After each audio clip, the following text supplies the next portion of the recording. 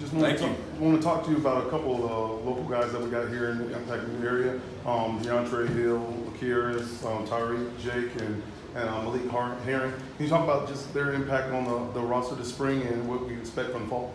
Yeah, this is a great area to recruit from. As you can tell, we've got some good kids from this area. I'm excited about each one of those guys. I know the programs that each one came from. I know what they stand for. The high school coaches in this area do a tremendous job.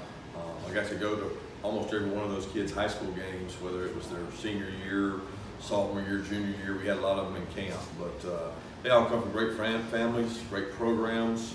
I think when you look across the state of Georgia, the middle Georgia area had a lot of state champions last year, or a lot of guys in state championship games. And each one of those kids is going to contribute for us next year, and we'll continue to recruit this area as well. Coach, you guys, a lot of expectations for you this fall. You've come up just a little short the last two seasons. If there's anything you could put your finger on, where is it that you think you guys got to get over that hump to be able to do what you want to do? I think anytime you talk about a hump, you think about the little things that you can do better, the details, whether it's turnover, create turnovers. There's so many statistics that we can improve in that it's hard to pinpoint just one thing. I'm certainly excited about this team. I'm excited about the guys we got coming back. I love their work ethic. I love the spring we had, and I'm just excited to be able to coach them. Was there anything about the spring once going back and really examining the film that kind of jumped out and kind of maybe make it a little better than what you thought, and then convert to look at the areas that maybe a little need more work?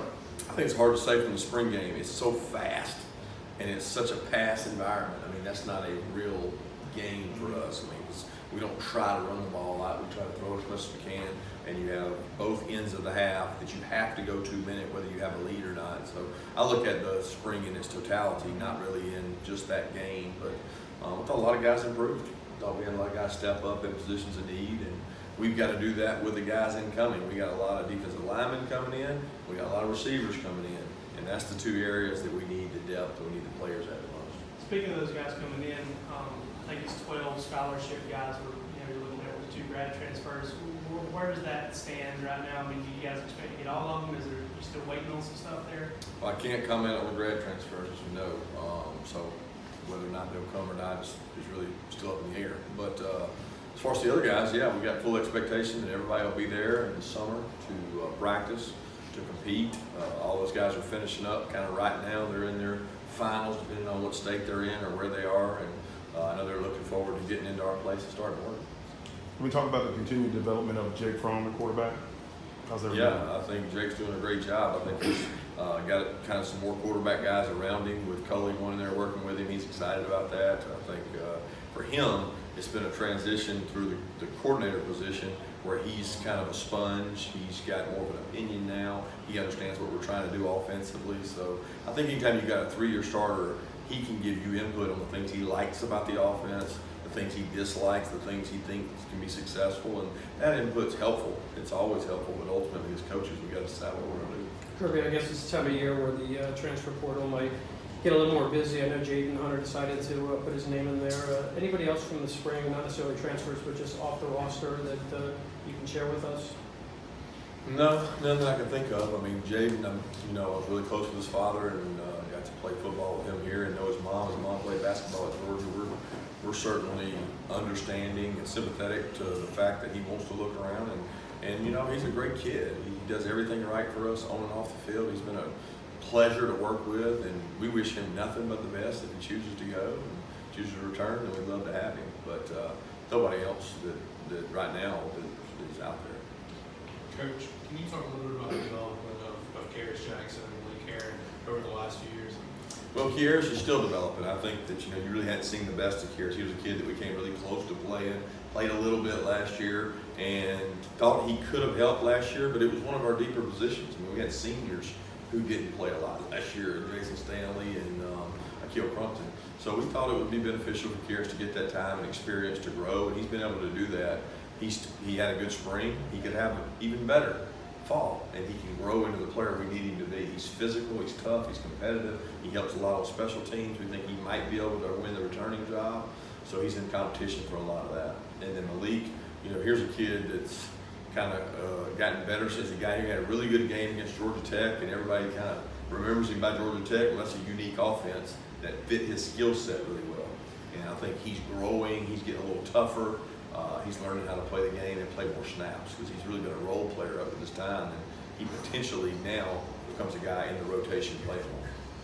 What kind of reports have you gotten on Zamir? Everything's been good. I mean, he's rehabbing with Ron. Ron sends me video of him running, him doing things, but it's all the things that you guys have seen. So it's not like I'm getting stuff that I haven't seen before. I mean, in spring, he ran, he cut, he caught the ball, he did things. He just didn't have contact, and he's not going to have contact until fall camp. But as far as his attitude, his strength, his all his testing, he's right where he should be and doing what he should do. This scavenger hunt thing that you do on campus seems to have really taken off. You remember where that came from? Who came up with that idea? And it seems like the recruits love it. Yeah, I think we enjoy it as coaches because it's different. You know, you feel like a guy comes to your campus 3-4 times. What can you do different with him? And somewhere 2 or 3 years ago, we met as a staff and said, hey, let's try to do something different. And everybody has their theme. And we just thought that was good. Now, at the time, I was concerned that kids might not enjoy it, might not like it, might think it's silly. But once you look at the 12 categories of things you have to do and where you have to go on campus to get them done, it puts you in some locations that you might not normally be in. I mean, I can say went to school there for 5 years, and there's places I go on scavenger hunt I never went when I was a student. And I think that's unique, and I think they see a side of us as coaches that they don't normally see. And the flip side of that is we find out a lot about them competitively. You know, do they care? Do they buy into it? Are they too cool for it? Or are they out there trying to win the thing nonstop? And I like that. I like to find out whether they're kind of jumping in all in or not. Coach, we saw a little bit in the Sugar Bowl, Aziz Ojulari. Could you talk about his progression and maybe your expectations for him moving forward? Yeah, Aziz is a great kid, hardworking, never complains, tough. I mean, everything you want in a teammate. Does what he's supposed to do on and off the field. And, you know, he kept getting better, and it really just showed in the bowl practices that here this kid is.